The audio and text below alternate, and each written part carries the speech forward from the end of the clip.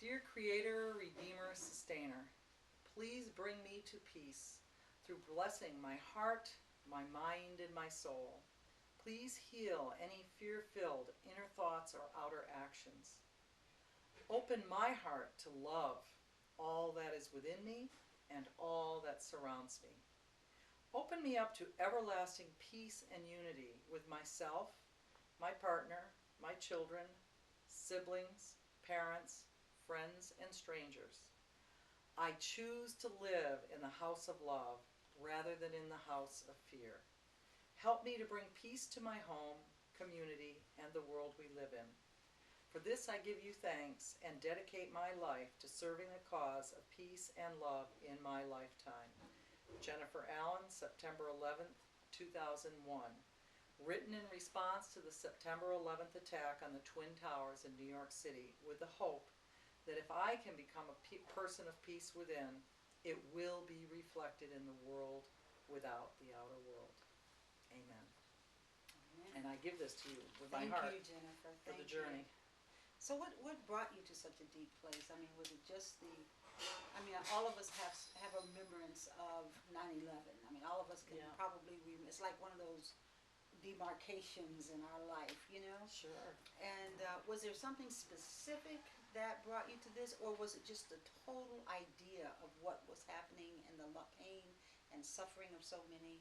What was the catalyst for you here?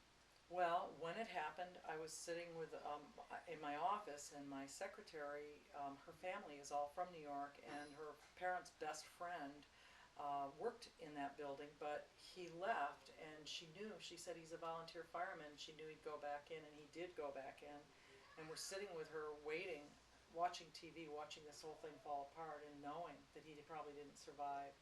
And then I got another story from my husband.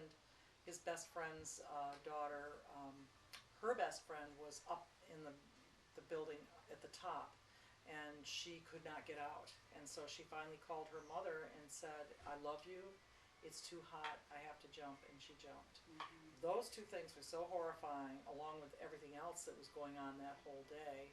I was very close to an American Airlines pilot who lost his two best friends in airplanes going into there. I was from Portsmouth, New Hampshire. One of the pilots was from Portsmouth, New Hampshire, the other from Boston area. So it was like all of us were related to all of what was going on. Right. And of course I knew it was every religion, every color, every creed was in that building. And I also know the miracles of people that didn't go to work that day for some reason. So I was so upset watching it that I knew that there was nothing I could do here, but I could work on myself. And I've always taught my children that if we can change what's going on inside of us, that the outer world will shift. I truly believe it. I work on it, and I don't always practice it. I'm human. Right. But I say this every morning. Well, it's a beautiful, beautiful gift to us on the 13 Moon Walk for Peace as we go forward, because certainly one of the things that we find daily is the outer world is always reflective of where we are in the moment. Yes. When we're in chaos, we experience chaos. When we're in love, we experience love. So this is a wonderful reminder for us to turn inward, and keep working inward, so that the outer world is the reflection of what we want to see in the world.